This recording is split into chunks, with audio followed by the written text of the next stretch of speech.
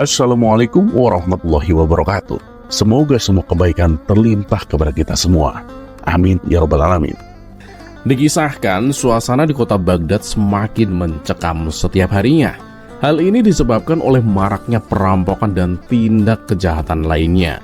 Meskipun Baginda Raja sudah mengerahkan prajurit untuk berpatroli setiap malam dan masyarakat bergiliran melakukan ronda, tetap saja ada rumah yang berhasil disatroni oleh gerombolan perampok. Situasi genting seperti ini membuat Baginda Raja resah, tak tahu cara lain untuk mengembalikan keamanan di negerinya. Di tengah kebingungan itu datanglah seorang lelaki berperawakan tinggi dan kekar yang menawarkan diri kepada Baginda Raja agar diangkat menjadi prajurit istana. Ia berjanji akan menumpas semua tindak kejahatan dengan kekuatan yang dimilikinya. Baiklah, aku akan setujui permintaanmu. Tapi ingat, jika dalam sebulan tidak ada perubahan, kamu akan aku pecat, kata Baginda Raja. Lelaki itu pun diangkat menjadi prajurit, dan ternyata janji yang diucapkannya benar-benar ia laksanakan. Dalam waktu singkat, kasus perampokan dan kejahatan lainnya berangsur-angsur menurun. Rupanya para perampok takut dengan reputasi lelaki tersebut yang terkenal kejam dan tegas. Siapapun perampok yang ditangkap olehnya tidak dijebloskan ke penjara, melainkan dibunuh secara sadis.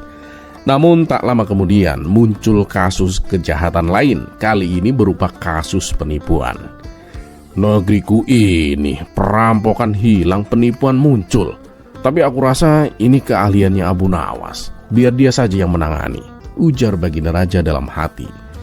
Tiba-tiba komandan prajurit baru itu menawarkan diri untuk mengurus kasus tersebut. Kamu yakin kamu bisa? Aku tahu kamu itu kuat, tapi untuk menuntaskan kasus seperti ini, yang dibutuhkan bukan kekuatan fisik, melainkan kecerdasan otak, kata Baginda Raja. Paduka yang mulia, beri saya kesempatan sebulan saja Paduka. Jika gagal, silakan pecat saya Paduka, tantang komandan prajurit. Baginda Raja akhirnya mengizinkannya. Dan benar saja, dalam kurang dari sebulan komandan prajurit berhasil membongkar segala bentuk penipuan yang meresahkan masyarakat. Atas keberhasilannya itu, Baginda Raja memberikan penghargaan untuk kedua kalinya. Kali ini dengan upacara yang cukup besar yang dihadiri oleh segenap pejabat kerajaan. Engkau benar-benar hebat. Kamu bukan hanya kuat dan perkasa, tapi juga cerdas, ujar Baginda Raja sambil memberikan hadiah sebesar 100.000 dinar. Wahai komandan prajurit, cara apa yang kau gunakan hingga semua kasus penipuan berhasil kau tuntaskan dalam waktu yang singkat? Tanya Baginda Raja dengan takjub. Itu perkara mudah Paduka. Saya sudah tahu berbagai macam bentuk penipuan. Saya ini orang yang tidak bisa ditipu Paduka, jawab sang komandan prajurit dengan sombong. Abu Nawas yang juga hadir dalam upacara tersebut mencoba memberikan nasihat. Janganlah sombong kamu dan jangan tinggi hati, ucap Abu Nawas. Namun bukannya menerima nasihat, komandan prajurit itu justru tersinggung. Hei Abu Nawas, bilang saja kau ini iri. Aku memang tidak bisa ditipu. Bahkan kamu pun yang orang bilang cerdik tidak akan bisa menipuku, tantang komandan prajurit. Abu Nawas hanya tersenyum. Sayang sekali sih, hari ini aku tidak bisa meninggalkan istana. Kalau tidak, tentu aku bisa menipumu. Loh, kenapa harus meninggalkan istana? Takut kalah ya? Ledek komandan prajurit. Takut kalah? Ya enggak lah. Aku cuma ingin menunjukkan sesuatu yang jarang orang ketahui, yaitu pohon yang bisa berbicara, jelas Abu Nawas. Pohon bisa bicara? Kamu jangan mengada-ngada Abu Nawas, kata komandan prajurit dengan tidak percaya. Nah justru itu, kalau aku diperkenankan meninggalkan istana, aku akan mengambilnya dan membawanya ke sini, sahut Abu Nawas. Karena penasaran, komandan prajurit meminta izin kepada Baginda Raja agar Abu Nawas diperkenankan meninggalkan istana. Baginda Raja pun mengizinkannya. Baginda Raja sudah mengizinkan, sekarang pulanglah dan bawa kemari pohon yang kau ceritakan itu Abu Nawas, kata komandan prajurit. Baiklah, aku akan mengambilnya. Kamu tunggu di sini ya, sahut Abu Nawas lalu pergi meninggalkan istana. Namun setelah waktu menjelang sore, Abu Nawas tak kunjung kembali. Komandan prajurit masih sabar menunggu. Tetapi ketika malam tiba, Abu Nawas juga belum muncul. Hingga larut malam, komandan prajurit mulai merasa kesal. Lihatlah Paduka, betapa pengejutnya Abu Nawas. Ia tak berani datang Paduka. Dia tahu aku tak bisa dibohongi, apalagi ditipu Paduka, ujar komandan prajurit dengan sombong. Namun mendengar hal itu, Baginda Raja malah tertawa. Hal ini membuat komandan prajurit merasa heran. Maaf Paduka, mengapa Paduka malah tertawa? Tanyanya penasaran. Hei komandan, ketahuilah, Abu Nawas tidak datang bukan karena takut ketahuan berbohong. Justru ia telah berhasil menipumu. Komandan prajurit pun merasa bingung. Maaf Paduka, maksudnya bagaimana? Saya masih belum mengerti Paduka. Baginda Raja lalu menjelaskan. Lihatlah dirimu, kamu menunggu Abu Nawas di sini sampai larut malam, padahal dia tidak akan datang. Bukankah itu berarti Abu Nawas telah berhasil menipumu? Sontak komandan prajurit pun tersadar. Ia tak menyangka kecerdikan Abu Nawas bisa menjebaknya. Sialan, baru kali ini aku ditipu, gerutunya. Baginda Raja tertawa semakin keras. Begitu pula para pejabat istana yang hadir.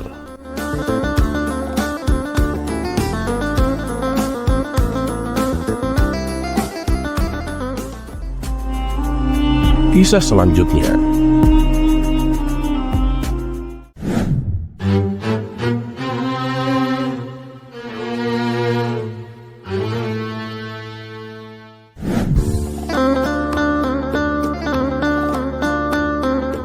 Alkisah, ada seorang menteri istana yang sering mengunjungi madrasah-madrasah tempat di mana anak-anak menimba ilmu. Namun, ia membuat Abu Nawas tidak suka. Setiap kali sang menteri berkunjung, ia selalu mengajari anak-anak tentang politik. Menurut Abu Nawas, belum saatnya anak-anak mengetahui hal itu. Yang terpenting adalah memperdalam ilmu agama. Hingga pada suatu hari, madrasah tempat Abu Nawas mengajar didatangi oleh menteri istana tersebut. Awalnya Abu Nawas sempat menolak, tapi sang menteri beralasan bahwa ini adalah agenda program kerajaan. Kalau sampai menolak atau menghalang-halangi, maka akan dianggap pemberontak dan tentunya akan dijebloskan ke dalam penjara. Akhirnya, mau tak mau, Abu Nawas mempersilahkan sang menteri untuk berkunjung ke madrasahnya. Di hadapan anak-anak didik Abu Nawas, sang menteri kemudian berkata, adakah di antara kalian yang bisa memberikan contoh sebuah tragedi? Salah satu murid mengangkat tangannya.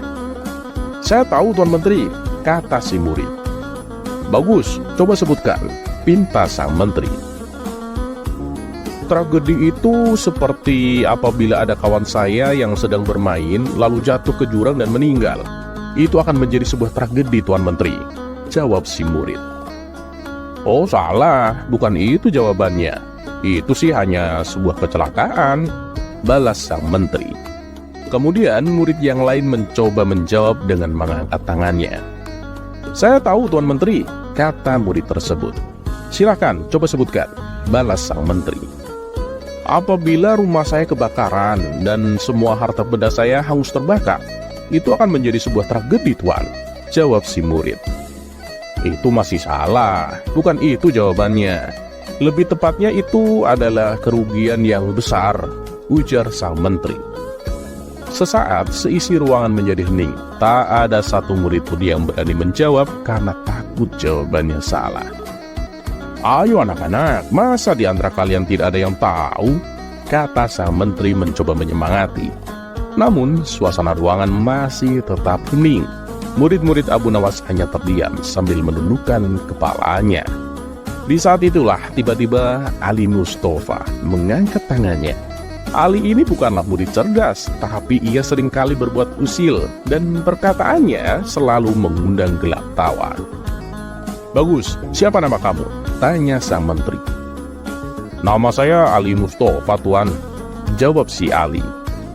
Baiklah Ali, coba sebutkan contoh sebuah tragedi, kata sang menteri. Tragedi itu apabila ada seorang menteri istana naik kuda, kemudian jatuh dan meninggal. Itu akan menjadi sebuah tragedi Tuan Menteri, jawab Ali Mustafa. Nah hebat, ini baru benar. Ini adalah jawaban yang paling tepat, puji sang menteri sambil tersenyum. "Oi Ali, bisa kamu jelaskan kenapa itu disebut sebuah tragedi?" tanya sang menteri. Dengan polosnya, Ali Mustafa menjawab, "Karena itu bukanlah kecelakaan dan sudah pasti bukan kerugian yang besar, Tuan." Mendengar itu, spontan Abu Nawas tertawa terbahak-bahak. Adapun sang menteri langsung bergegas pergi dengan penuh perasaan dongkol.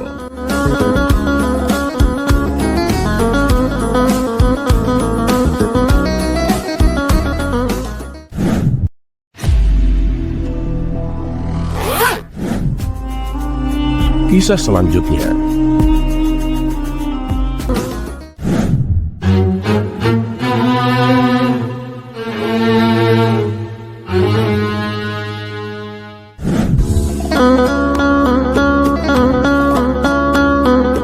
Assalamualaikum warahmatullahi wabarakatuh.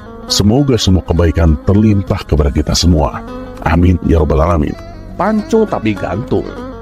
Kedekatan antara Baginda Raja dan Abu Nawas terbilang sudah sangat cukup akrab.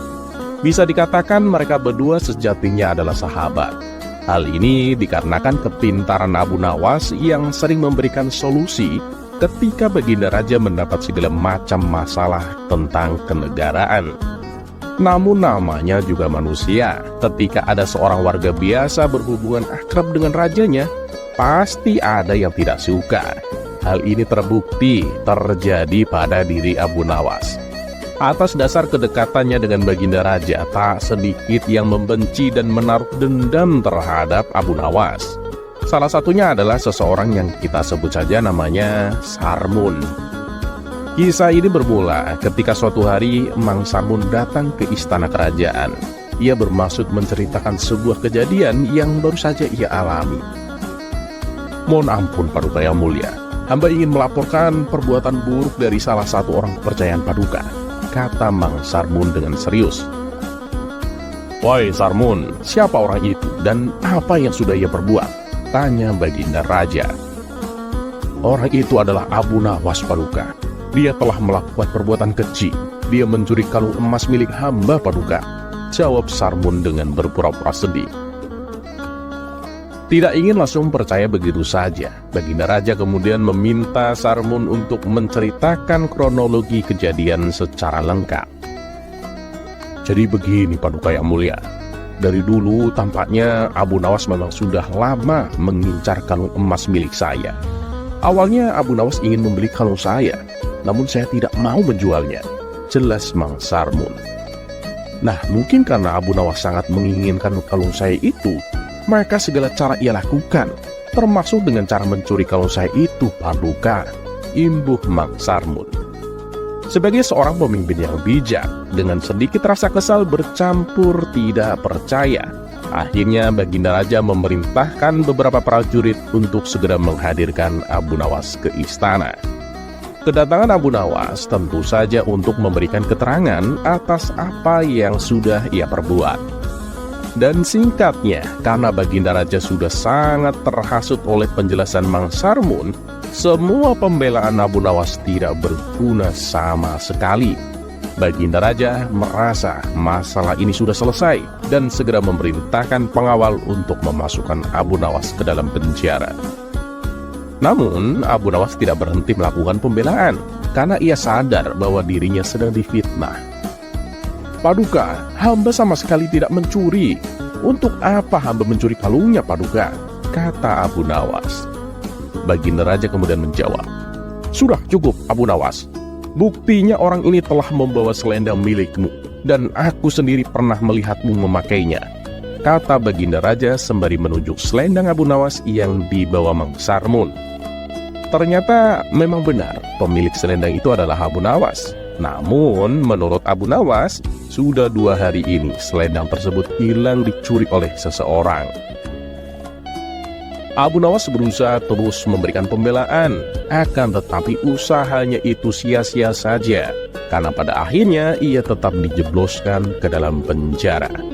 Ia pun bersiap-siap menunggu hukuman mati karena terlalu banyak hasutan yang disampaikan Mang Sarmun kepada Baginda Raja. Keesokan harinya, Abu Nawas digiring ke sebuah lapangan oleh beberapa pengawal kerajaan untuk menerima hukuman mati. Baginda Raja lalu menanyakan perihal permintaan terakhir Abu Nawas sebelum dihukum. Mohon ampun Paduka Yang Mulia, hamba meminta jika pilihan hamba benar, hamba siap dihukum gantung. Tapi jika pilihan hamba ini salah, maka hamba mohon untuk dihukum pancung saja Paduka, kata Abu Nawas. Ada-ada saja kamu ini Abu Nawas. Dalam situasi segenting ini, kamu masih sempat saja bercanda. Tapi apapun kelicikan yang kamu miliki, kali ini tidak akan mampu menyelamatkan nyawamu Abu Nawas, tegas Baginda Raja. Hamba tidak bercanda Paduka Yang Mulia, jawab Abu Nawas. Mendengar kata-kata Abu Nawas tentu saja membuat Baginda Raja semakin tertawa terpingkal-pingkal, karena menilai Abu Nawas adalah seseorang yang aneh.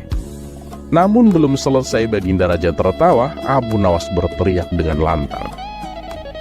Hamba minta dihukum pancung Paduka, hamba minta dihukum pancung. Teriakan Abu Nawas itu membuat semua orang yang datang di lapangan itu merasa kaget. Mereka heran karena Abu Nawas membuat keputusan yang seperti itu. Sementara Baginda Raja mulai curiga dan berpikir menelaah tentang maksud kalimat permintaan terakhir Abu Nawas tadi. Abu Nawas kemudian menjelaskan kembali. Jadi begini Paduka Yang Mulia, hamba tadi mengatakan bahwa hamba minta dihukum pancung. Dan jika pilihan hamba benar, maka hamba siap untuk dihukum gantung. Namun di mana letak kesalahan hamba? Kenapa hamba harus dihukum gantung? Padahal hamba memilih untuk dihukum pancung Paduka. Tidak disangka-sangka, perkataan Abu Nawas itu membuat Baginda Raja tercengang. Baginda Raja mulai menyadari dan mengakui kehebatan Abu Nawas seperti dugaannya di awal. Sehingga hukuman mati kepada Abu Nawas pun ditangguhkan. Sejak saat itu, dilanjutkan penyelidikan lebih lanjut atas kasus Abu Nawas yang diduga mencuri kalung. Setelah melalui proses yang panjang, beberapa minggu kemudian barulah diketahui bahwa itu adalah fitnah yang dilakukan oleh Mang Sarbun. Maka, para hakim memutuskan jika Abu Nawas telah difitnah oleh si Sarbun.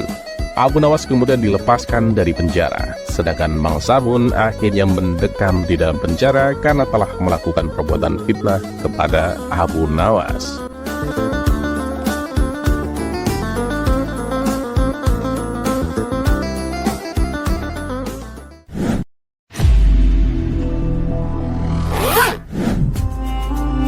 Kisah selanjutnya.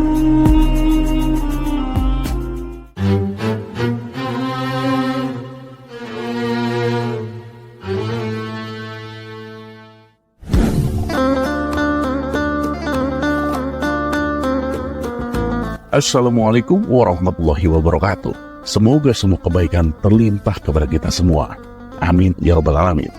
Apa jadinya jika Abu Nawas menerapkan ilmu astronomi dalam kehidupan sehari-hari? Kocak, sudah pasti. Nah, kisah ini bermula ketika di kampung Abu Nawas tinggal ada seorang ahli astronomi yang menguasai ilmu falak atau geografi. Ahli astronomi ini sering menceritakan kepada para warga tentang hakikat sebenarnya mengenai alam jagat raya. Dan yang disampaikannya itu katanya berdasarkan fakta, sesuai ilmu astronomi yang ia pelajari. Berkat kemampuannya yang sangat tinggi inilah, masyarakat lebih tertarik mendengarkan pernyataan orang ini. Bahkan masyarakat mulai meninggalkan Abu Nawas.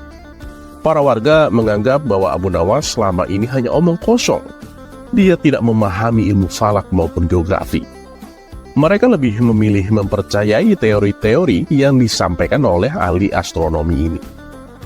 Ada salah satu teori dari ahli astronomi yang membuat masyarakat terkesima. Ia berpendapat bahwa bumi itu bulat seperti bola.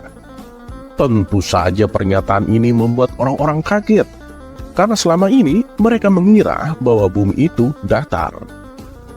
Ahli astronomi ini juga mengatakan, andaikan ada dua manusia, yang satu berjalan ke arah barat terus, dan yang satu berjalan ke arah timur terus, maka suatu saat mereka berdua akan ketemu.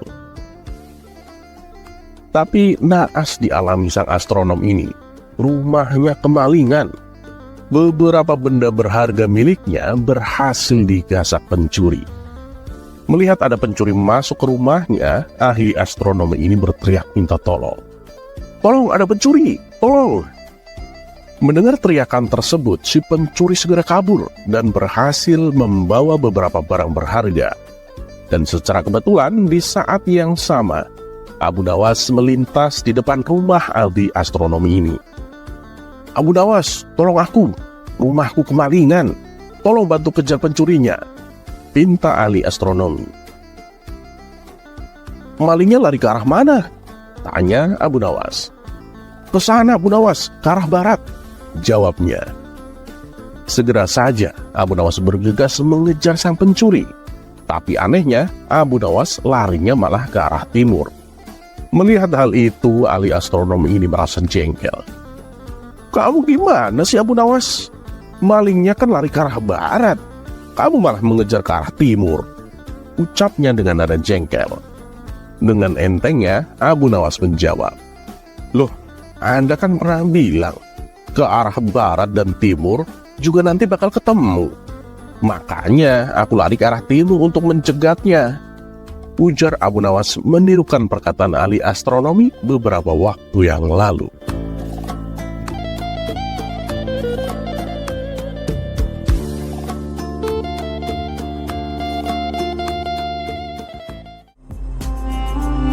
Kisah selanjutnya.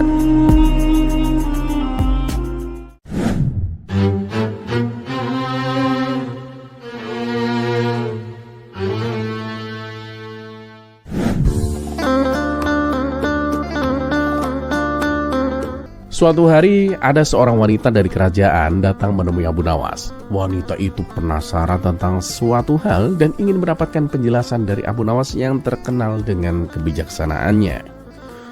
"Abu Nawas, aku ingin tahu," katanya sambil tersenyum. "Kenapa wanita harus mengenakan hijab? Bukankah tidak masalah jika kami tidak menutup kepala?" Abu Nawas pun menatap wanita itu dan mengangguk dengan tenang. "Pertanyaan bagus. Bagaimana jika kita lakukan sebuah eksperimen kecil untuk menjawab pertanyaanmu itu?" Wanita itu pun tampak tertarik. Abu Nawas kemudian meminta pembantunya untuk membawa 2 buah manisan segar.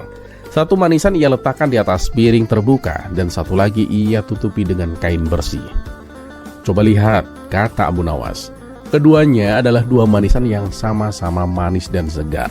Namun yang satu terbuka dan yang satunya lagi tertutup. Ayo kita lihat apa yang akan terjadi. Beberapa menit berlalu dan tiba-tiba seekor lalat mulai terbang mendekati manisan yang terbuka. Lalat itu hinggap di manisan dan mulai memakannya. Manisan yang tertutup tetap bersih dan tak tersentuh oleh lalat. Abu Nawas menatap wanita itu dan berkata, "Lihatlah, manisan yang terbuka menjadi sasaran lalat, sementara yang tertutup tetap bersih dan terjaga. Seperti itulah pentingnya berhijab. Ia menjaga dan melindungi wanita dari pandangan yang tidak pantas, sebagaimana kain ini melindungi manisan dari lalat." Wanita itu terdiam sejenak, lalu tersenyum sambil mengangguk. "Aku mengerti sekarang, Abu Nawas. Hijab bukan hanya tentang menutupi kan, tetapi juga tentang menjaga diri." Abu Nawas pun tersenyum. "Betul sekali. Hijab adalah cara untuk menunjukkan rasa hormat pada diri sendiri dan kepada orang lain. Sama seperti kita menjaga hal-hal yang berharga agar tetap aman." Wanita itu pun pergi dengan pikiran yang tercerahkan, sementara Abu Nawas kembali menikmati harinya, tahu bahwa dia telah membantu seseorang melihat dunia dengan sudut pandang yang berbeda.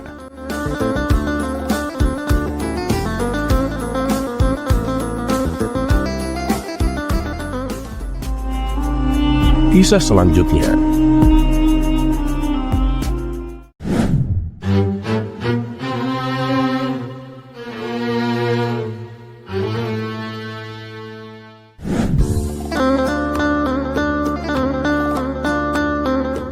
Di suatu sore yang cerah, Abu Nawas sedang duduk santai di bawah pohon besar di tepi sungai menikmati teh hangat. Tiba-tiba seorang pemuda datang menghampirinya dengan wajah penuh dengan penasaran. Pemuda itu terlihat gelisah dan tanpa basa-basi ia langsung bertanya, "Abu Nawas, bolehkah aku bertanya sesuatu yang sudah lama mengganjal pikiranku?" Abu Nawas pun menyesap tehnya dan tersenyum. "Tentu saja, apa yang membuatmu gelisah?" Pemuda itu duduk dan berkata, Mengapa dalam Islam wanita seolah-olah dibatasi kebebasannya? Mereka harus menutup semua badan, tidak boleh sembarangan keluar rumah, dan harus mematuhi banyak aturan. Bukankah itu seperti mengekang mereka, Abu Nawas? Abu Nawas pun tersenyum dengan penuh arti. Pertanyaan yang menarik, tapi sebelum aku menjawab, izinkan aku melakukan sebuah percobaan kecil agar kamu bisa memahami jawabannya dengan lebih mudah. Pemuda itu pun mengangguk, penasaran dengan apa yang akan dilakukan oleh Abu Nawas. Abu Nawas kemudian mengambil 2 ekor burung dari sangkar kecil di dekatnya. Burung yang pertama dibiarkan terbang bebas di udara, sementara burung yang kedua tetap di dalam sangkar, namun dengan makanan, air, dan perlindungan dari panas serta hujan. Lihatlah kedua burung ini, kata Abu Nawas. Yang satu bebas terbang kemanapun dia pergi, tetapi dia harus mencari makan sendiri dan menghadapi segala bahaya di luar sana. Sementara burung yang ada di dalam sangkar, meskipun terbatas ruang geraknya, ia aman dari ancaman burung pemangsa dan tidak perlu khawatir soal makanan. Pemuda itu pun mengerutkan dahi. Tapi burung yang ada di dalam sangkar tidak bisa menikmati kebebasan, Abu Nawas.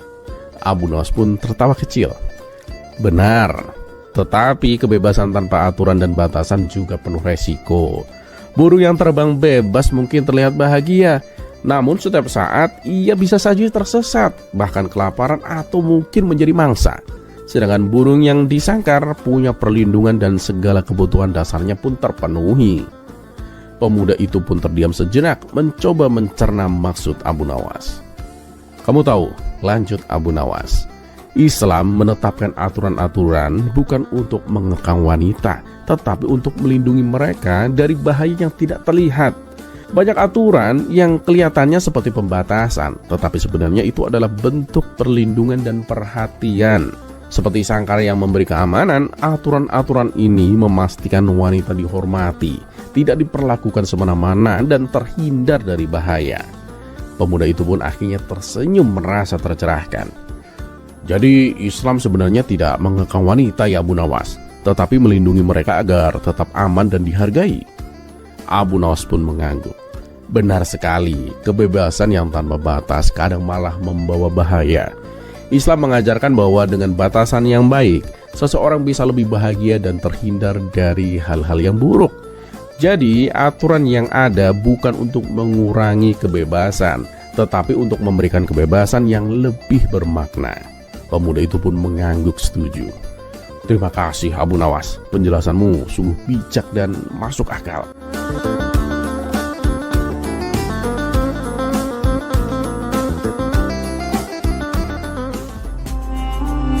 Kisah selanjutnya.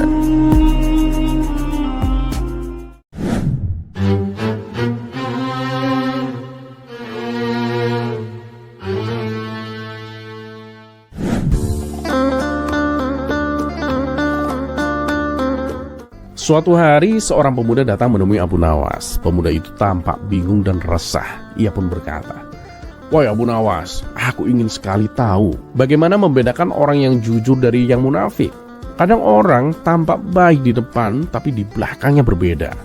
Abu Nawas pun tersenyum kecil lalu berkata, "Ayo kita jalan-jalan ke pasar, akan aku tunjukkan caranya." Mereka berdua pun berjalan bersama menuju pasar, dan setibanya di sana, Abu Nawas memperhatikan orang-orang sedang bertransaksi. Dia menunjuk seorang penjual buah yang sedang tersenyum lebar kepada pembeli. "Coba lihat orang itu," kata Abu Nawas. "Dia tampak ramah, tapi lihat tangannya. Ketika menimbang buah, dia diam-diam mengurangi beratnya. Senyumnya manis, tapi perbuatannya curang. Inilah contoh orang munafik." Pemuda itu pun mengangguk, namun belum puas. "Apakah hanya dengan tindakan curang kita bisa menilai seseorang menjadi orang munafik, Abu Nawas?" Abu Nawas pun tertawa kecil, lalu mengajak pemuda itu ke rumah seorang pejabat yang terkenal sangat dermawan. Mereka tiba di rumah pejabat itu, dan Abu Nawas pun mengetuk pintunya. Pejabat itu keluar dengan senyuman lebar. "Selamat siang, Abu Nawas, apa yang bisa aku bantu?" Abu Nawas pun menjawab, "Tuan, kami hanya ingin bertanya, bagaimana pendapatmu tentang amal dan sedekah?" Pejabat itu menjawab dengan penuh semangat, "Amal dan sedekah adalah kewajiban setiap orang, Abu Nawas. Aku saja selalu menyisihkan sebagian hartaku untuk kaum fakir miskin." Abu Nawas pun tersenyum lalu berkata, Bagus sekali Tuan. Tapi aku dengar dari para tetanggamu bahwa kamu hanya bersedekah ketika ada orang penting yang melihatmu. Apakah benar begitu? Pejabat itu pun seketika terdiam, wajahnya memerah. Dia mencoba tertawa untuk menutupi rasa malunya. Oh, itu hanya kebetulan saja Abu Nawas. Tidak seperti yang kau kira. Setelah pamit dari rumah pejabat itu, Abu Nawas pun berkata kepada pemuda, munafik bukan hanya tentang perbuatan buruk yang disembunyikan. Terkadang mereka menunjukkan kebaikan hanya untuk mendapatkan pujian dari orang lain. Pemuda itu pun mulai mengerti, tetapi Abu Nawas melanjutkan. Nah, namun cara terbaik untuk mengenali orang munafik adalah dengan memperhatikan apa yang mereka lakukan di saat tidak ada orang yang mengawasi mereka. Munafik adalah mereka yang berbeda di depan dan di belakang. Waspadalah kepada mereka yang terlalu sibuk terlihat baik di depan umum, tapi hatinya kosong dari niat baik yang tulus. Pemuda itu pun tersenyum dan mengangguk. Terima kasih Abu Nawas, sekarang aku mengerti. Abu Nawas pun tertawa kecil. Ingatlah pemuda, kejujuran tidak selalu ada di permukaan. Terkadang kamu harus lebih jeli melihat apa yang ada di balik senyuman dan kata-kata yang manis.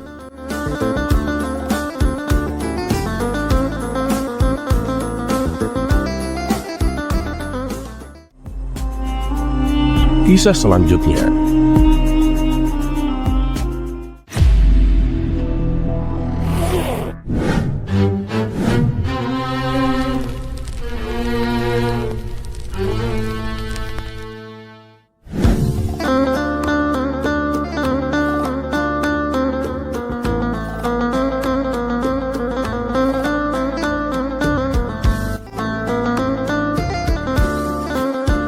Kisah si cerdas Abu Nawas memang tak ada habisnya. Berbagai tingkah lakunya yang kocak namun syarat dengan ilmu selalu dinantikan dan menarik untuk didengarkan. Dan kali ini dikisahkan Abu Nawas ingin menjadi pedagang garam. Berikut kisahnya. Musim kemarau yang berkepanjangan membuat Abu Nawas bingung untuk bercocok tanam. Sebelumnya ia sudah berusaha menanam kentang, tapi karena tidak ada hujan, maka panen kentang yang diperoleh sangat mengecewakan. Tak ingin mengalami kerugian untuk kedua kalinya, akhirnya ia mencoba berusaha untuk berdagang, yaitu menjual garam. Keinginannya itu ia sampaikan kepada istrinya. Wahai istriku, rencananya aku ingin usaha jualan garam. Bagaimana pendapatmu? Kata Abu Nawas. Berdagang garam itu ya bagus. Tapi, apa kamu sudah tahu di mana belanja garam yang murah? Tanya istrinya. Ngapain harus beli? Aku akan mencarinya di laut. Allah kan sudah memberikan secara cuma-cuma. Dan tugas kita adalah berusaha, ujar Abu Nawas. Esok paginya, Abu Nawas bersiap-siap untuk pergi ke laut. Setelah menempuh perjalanan agak lama, sampailah ia di tepian pantai. Dan singkat cerita, Abu Nawas berhasil membuat garam selama seminggu lamanya. Air laut dikumpulkan menjadi beberapa tempat. Dan di hari yang ketujuh, Abu Nawas membawa pulang garam-garam tersebut. Namun saat perjalanan pulang, ia melewati sungai dan akhirnya berhenti untuk beristirahat. Abu Nawas meletakkan sekarung garam pada tumbuhan kayu. Ia segera mandi lalu makan buah-buahan di hutan. Abu Nawas pun merasa sangat kenyang. Akhirnya rasa kantuk pun mulai menghampirinya. Bila aku tidur di sini, nanti garamku bisa dicuri orang. Lebih baik garam ini aku sembunyikan dulu saja, pikir Abu Nawas. Seketika itu Abu Nawas pun langsung melihat ke suatu tempat yang aman. Ia langsung mengambil sekarung garam dan meletakkannya di sana. Setelah selesai, ia kemudian berjalan ke sebuah pohon rindang untuk tidur istirahat. Beberapa saat kemudian, Abu Nawas pun terbangun, lalu bergegas mengambil sekarung garam miliknya. Aku harus cepat pulang, pasti istriku sudah lama menungguku, ucap Abu Nawas. Dan setibanya di rumah, Abu Nawas terdengar berteriak memanggil sang istri. Istriku, istriku, ini aku sudah pulang membawa garam, kata Abu Nawas. Lalu Abu Nawas meletakkan karung garamnya di sebuah alas yang sudah dipersiapkan. Begitu istrinya membuka karung garam itu, ia pun heran. Loh, mana garamnya? Tanya sang istri. Di mana ya tadi aku letakkan? Emang gak ada di dalam karung? Wah, ternyata benar. Garamku dicuri orang sewaktu aku tidur tadi. Padahal aku sudah sembunyikan di tempat yang aman. Dan nggak mungkin rasanya ada orang yang mengetahuinya, tutur Abu Nawas. Memangnya kamu sembunyikan di mana karung garamnya? Tanya sang istri kembali. Ya biar aman aku sembunyikan di dalam sungai, jawab Abu Nawas. Sang istri pun hanya bisa menggelengkan kepala mendengar perkataan suaminya itu. Maka langsung tersebarlah kabar bahwa Abu Nawas menjual garam misterius, karena garam itu bisa hilang secara misterius.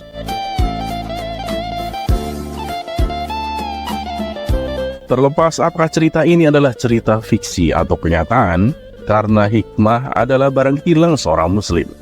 Di mana ia menemukannya, maka ia berhak mengambilnya.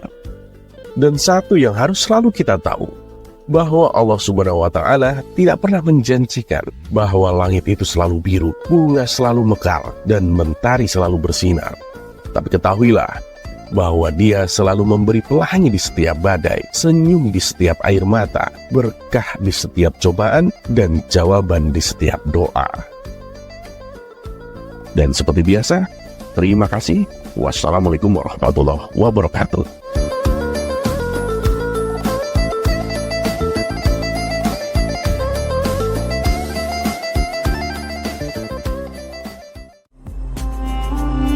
Kisah selanjutnya.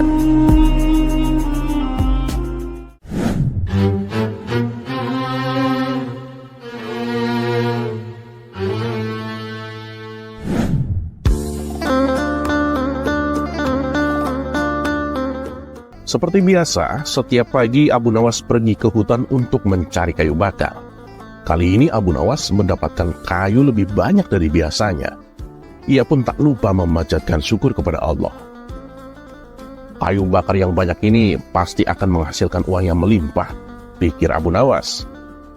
Tapi saat ia hendak memanggul kayu tersebut, Abu Nawas tak mampu melakukannya.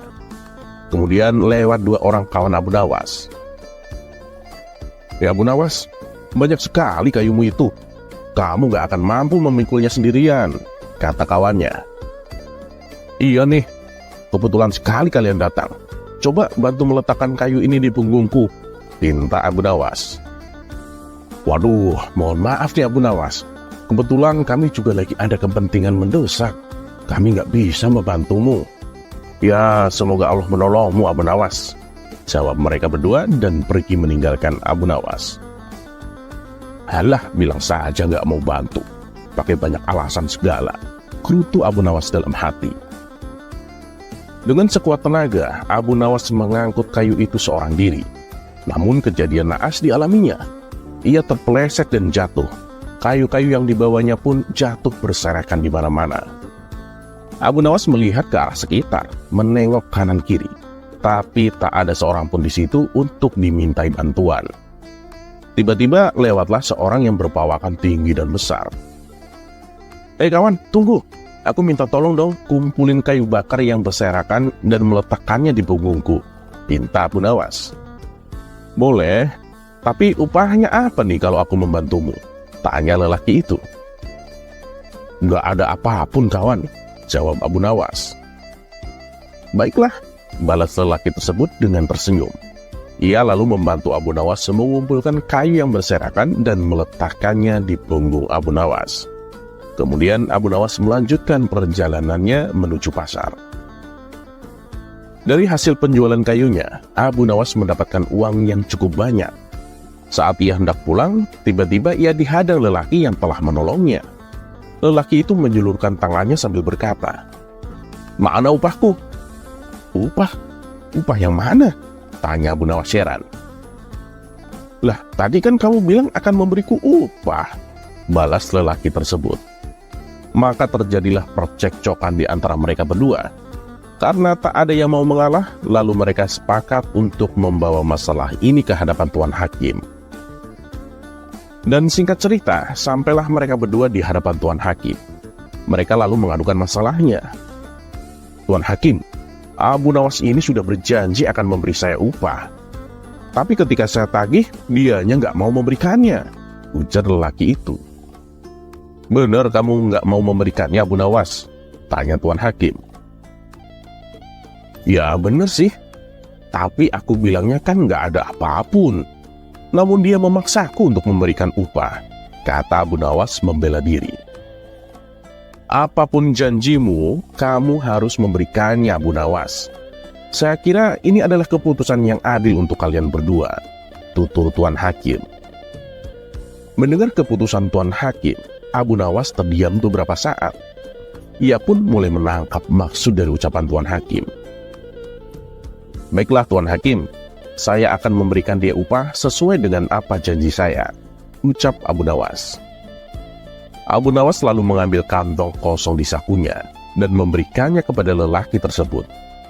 Betapa girangnya lelaki itu. Ia segera meraih kantong dari Abu Nawas dan tangannya merogoh ke dalam kantong itu. Menyadari bahwa itu adalah kantong kosong, lelaki tersebut menjadi marah. Apa-apaan ini? Abu Nawas menipuku, Tuan Hakim. Dia memberikan kantong kosong, kata lelaki itu mengadu.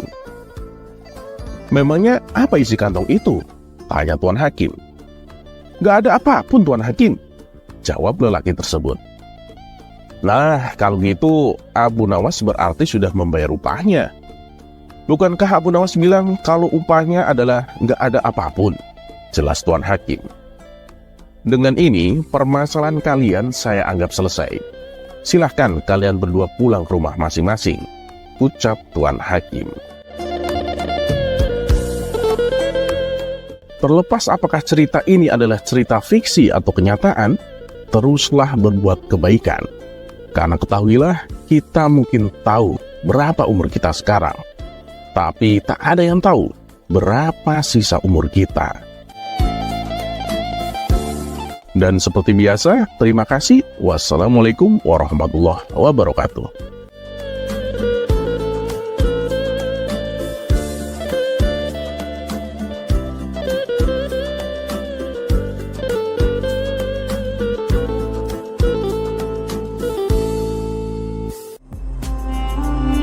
Kisah selanjutnya.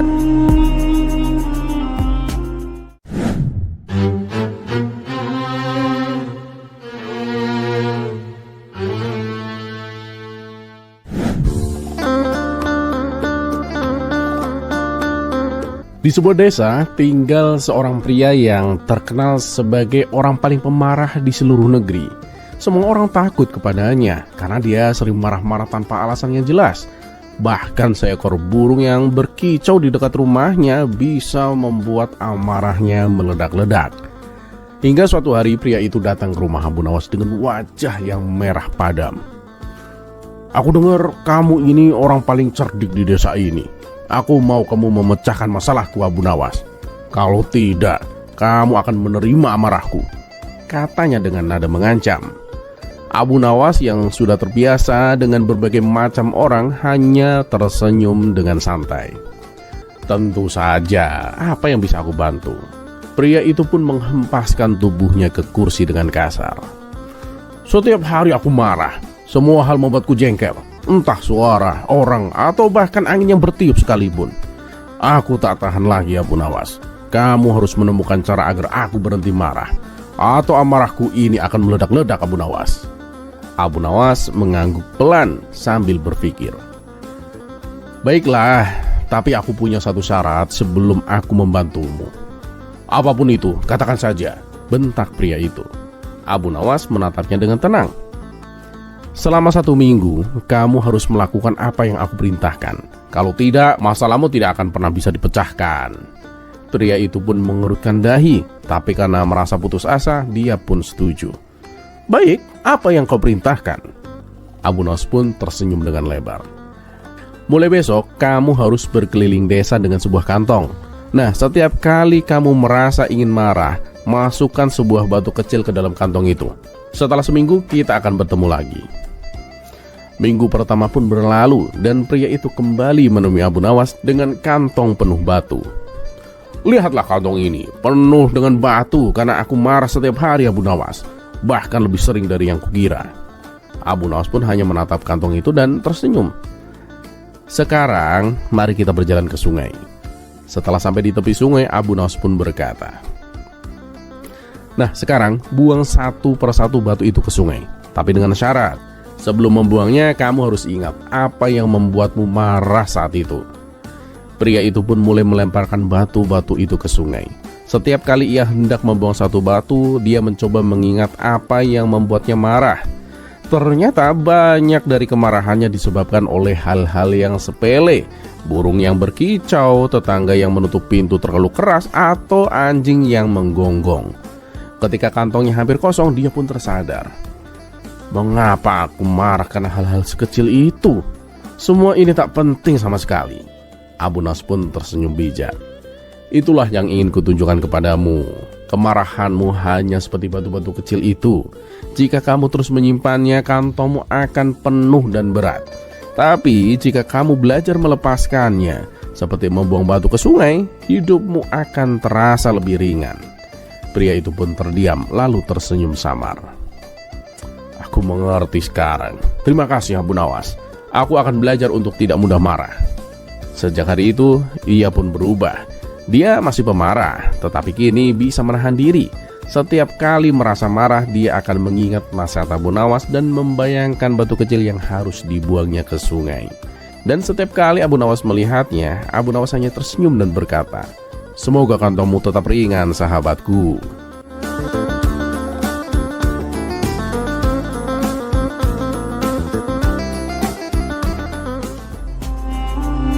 Kisah selanjutnya.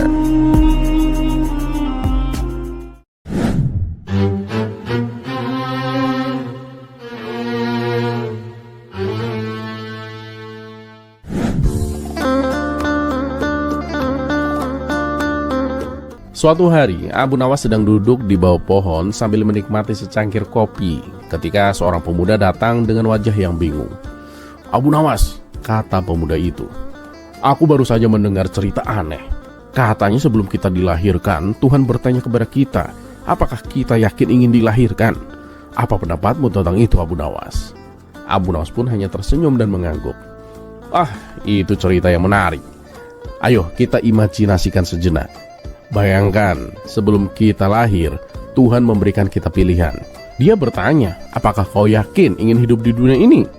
Pemuda itu pun mengerutkan dahi. "Tapi Abu Nawas, apa alasan yang bisa membuat kita mau dilahirkan? Apa yang bisa membuat seseorang memilih untuk hidup?" Abu Nawas pun mulai menjelaskan. Ada banyak hal yang bisa membuat seseorang mau dilahirkan. Misalnya cinta. Bayangkan bagaimana indahnya merasakan cinta dari keluarga, sahabat, ataupun pasangan. Atau kebahagiaan saat melihat matahari terbit dan merasakan hangatnya sinar pagi. Pemuda itu pun mengangguk. Itu masuk akal. Namun hidup juga penuh dengan tantangan dan kesedihan, bukan? Kenapa kita masih memilih untuk hidup meski ada kesulitan? Nah, itulah yang menarik. Kesulitan dan tantangan membuat kita tumbuh dan belajar. Tanpa rintangan, kita tidak akan tahu apa artinya keberanian, ketekunan, dan harapan. Setiap kesulitan mengajarkan kita pelajaran yang berharga, seperti seorang petani yang harus mengolah tanahnya dengan susah payah sebelum bisa menikmati hasil panennya. Pemuda itu pun mulai memahami. Jadi kita dilahirkan untuk mengalami berbagai hal, cinta, kebahagiaan, kesedihan, dan tantangan. Apakah itu artinya kita harus bersyukur atas semua pengalaman itu? Betul sekali, seru Abu Nawas. Setiap pengalaman, baik ataupun buruk, membentuk diri kita. Dan ketika Tuhan bertanya sebelum kita lahir, mungkin Dia ingin tahu apakah kita siap untuk menerima semua itu. Apakah kita yakin ingin hidup dan merasakan segala sesuatu yang datang. Pemuda itu pun merenung sejenak, lalu bertanya lagi. Tapi Abu Nawas, bagaimana jika seseorang merasa terjebak dalam kesedihan ataupun kesulitan? Bagaimana mereka bisa tetap bersyukur? Abu Nawas pun tersenyum bijak. Itulah kekuatan iman dan harapan. Bahkan dalam kegelapan ada cahaya yang bisa kita cari. Cobalah untuk menemukan makna di balik setiap cobaan. Misalnya, ketika seseorang kehilangan sesuatu yang berharga, mungkin itu mengajarkannya untuk menghargai apa yang tersisa. Jadi menurutmu, jawaban apa yang akan kita berikan kepada Tuhan dengan pertanyaan seperti itu, Abu Nawas? Tanya pemuda itu. Abu Nawas tersenyum lebar. Aku yakin kita semua akan menjawab, ya aku siap. Karena hidup adalah perjalanan yang penuh warna. Dengan setiap detik berharga. Kita datang ke dunia ini untuk belajar, tumbuh, dan pada akhirnya menciptakan kenangan yang indah. Pemuda itu pun tersenyum. Aku mengerti sekarang Abu Nawas. Hidup memang penuh liku, tapi itulah keindahannya, bukan? Setiap pengalaman membentuk kita menjadi lebih baik.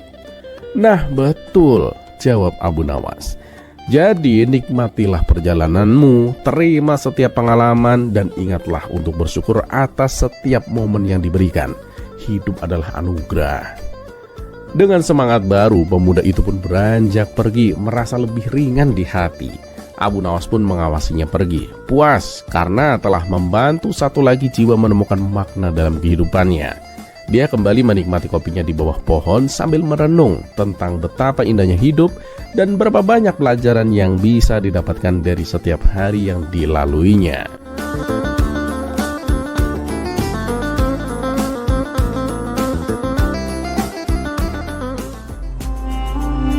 Kisah selanjutnya.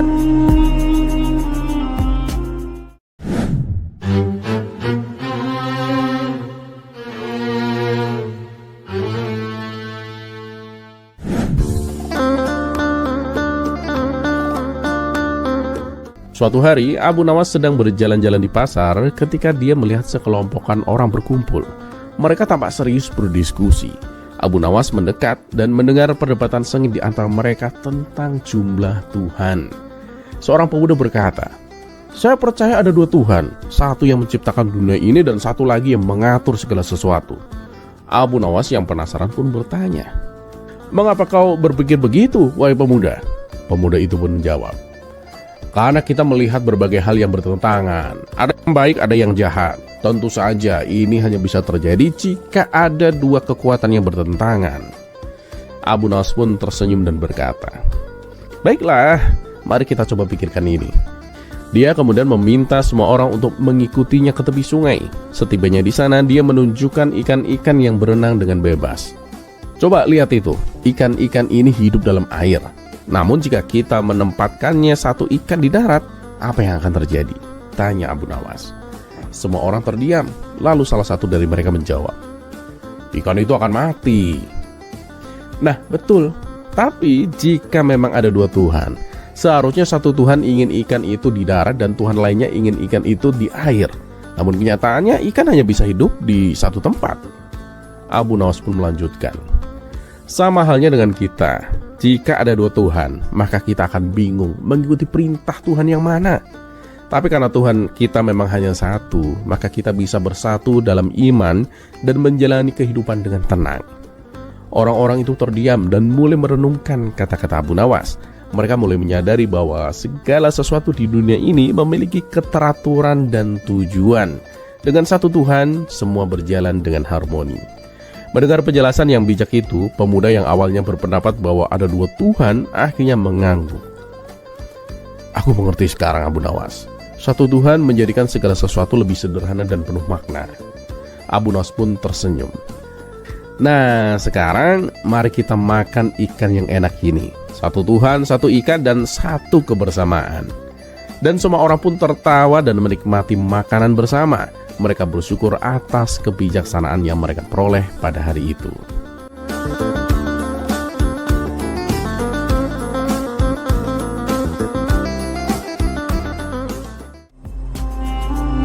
Kisah selanjutnya.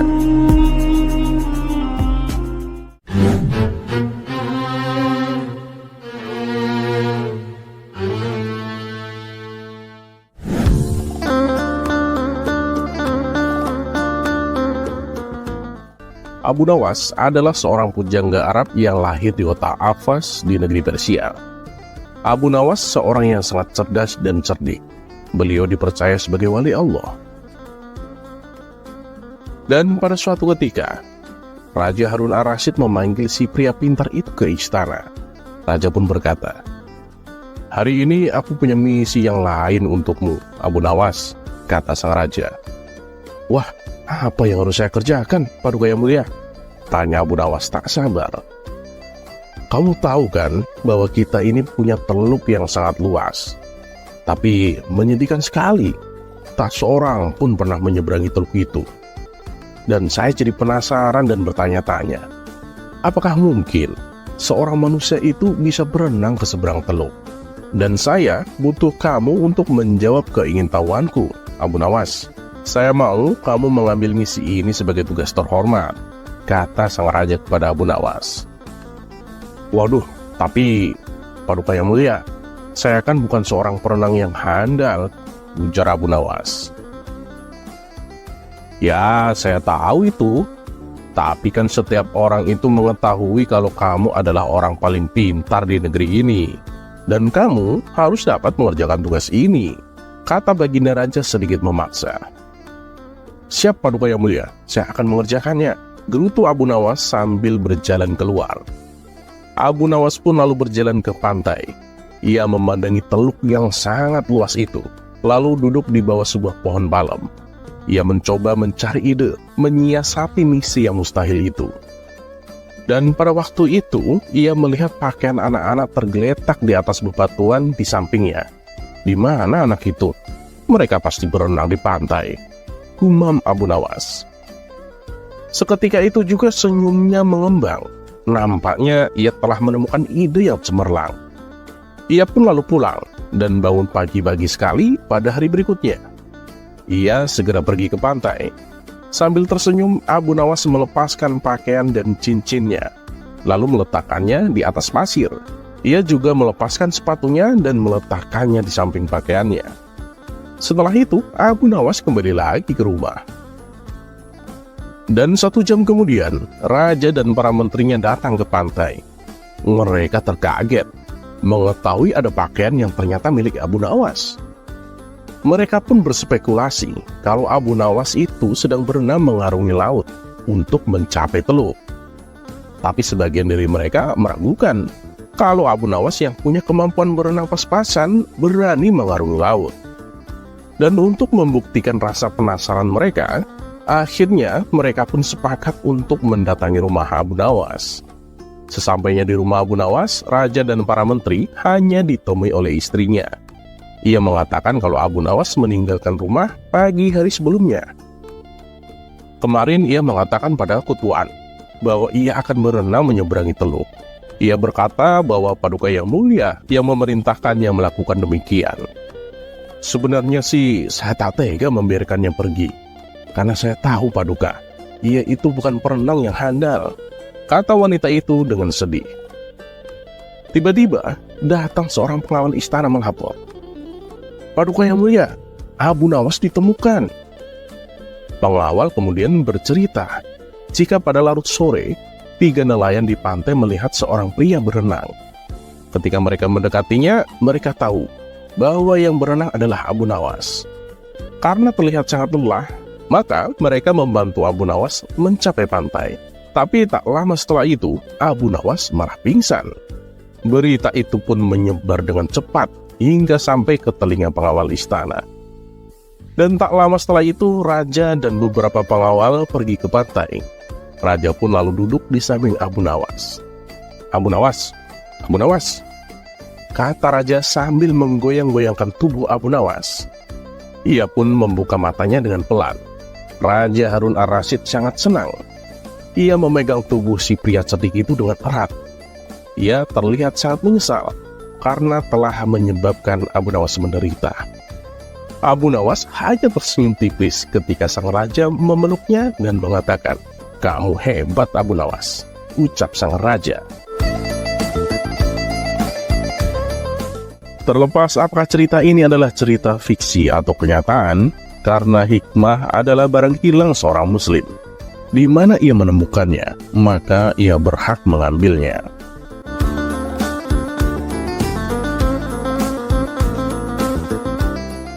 Dan seperti biasa, terima kasih. Wassalamualaikum warahmatullahi wabarakatuh.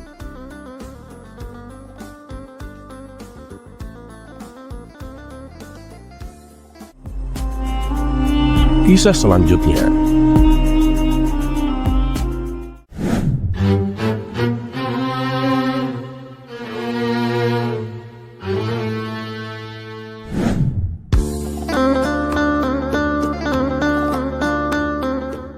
Pada suatu hari, di kota Baghdad digemparkan oleh kedatangan dua orang tamu yang mengaku ulama besar.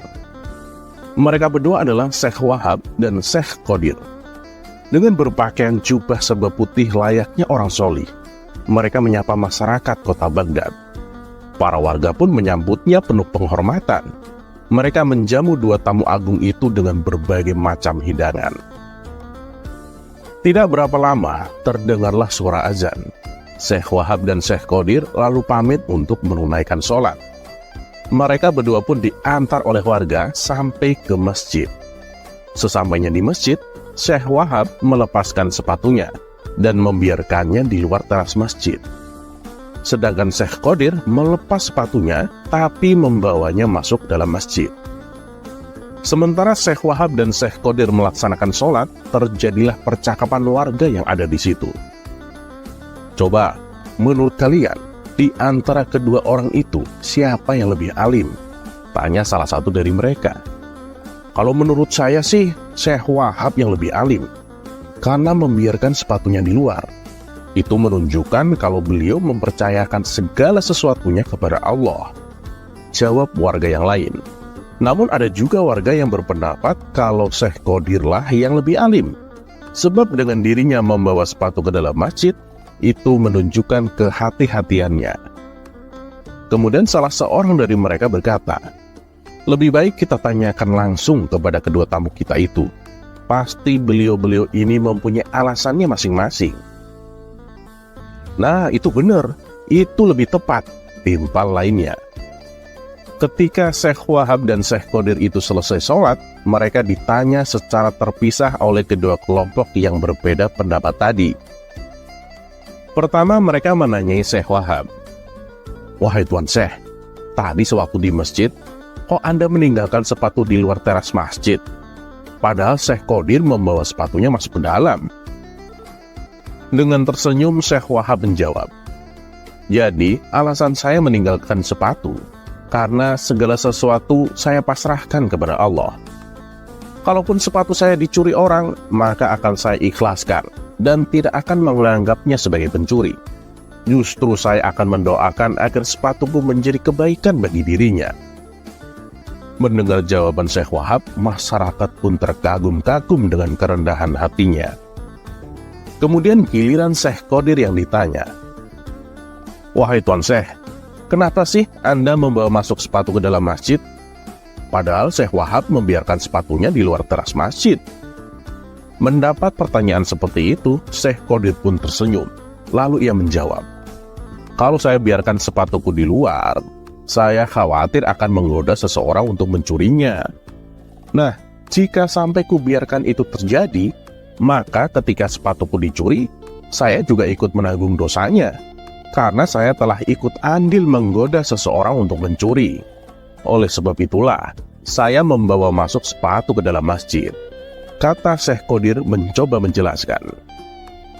Masyarakat kembali terkagum-kagum dengan jawaban Syekh Qadir. Mereka pun memuji kealiman dua tamu agung tersebut. Tak berapa lama kemudian datanglah Abu Nawas di tengah-tengah mereka. Aduh, kalian semua itu gampang terlena dengan perkataan yang terkesan bijak, padahal biasa saja, kata Abu Nawas kepada warga yang berkumpul. Maksudnya gimana Abu Nawas? Kedua tamu itu kan memang orang alim. Mereka berdua juga bijak dalam bertutur kata, balas salah satu warga. Abu Nawas selalu menjelaskan, coba kalian perhatikan, antara sepatu yang dipakai Syekh Wahab dan Syekh Qadir, keduanya berbeda.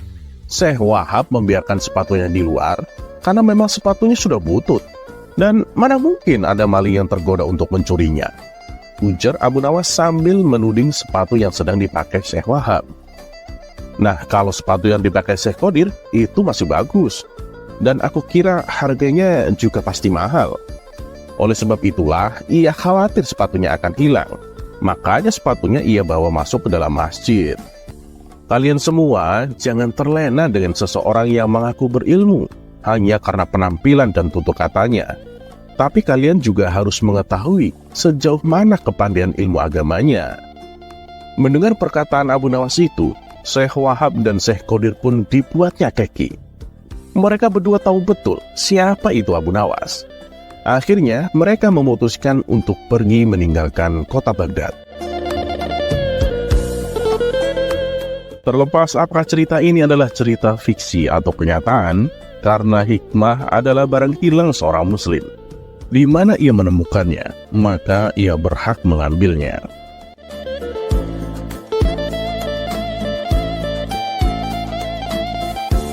Dan satu yang harus selalu kita tahu, bahwa Allah Subhanahu wa Ta'ala tidak pernah menjanjikan bahwa langit itu selalu biru, bunga selalu mekar, dan mentari selalu bersinar. Tapi ketahuilah bahwa Dia selalu memberi pelangi di setiap badai, senyum di setiap air mata, berkah di setiap cobaan, dan jawaban di setiap doa.